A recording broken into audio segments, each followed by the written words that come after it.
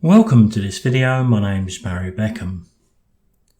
Someone recently said that when we photographers find ourselves in front of an interesting subject in good lighting, it's pretty easy to capture some good images. They do have a point, right?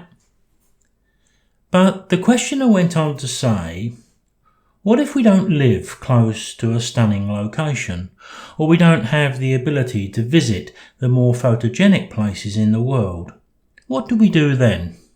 We still have that drive and desire to press the shutter button.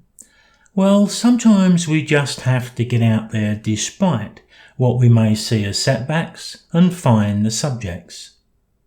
It actually makes us more creative in locating that interest, finding a subject among a sea of detail. Using good composition and the right lens to isolate and capture the picture.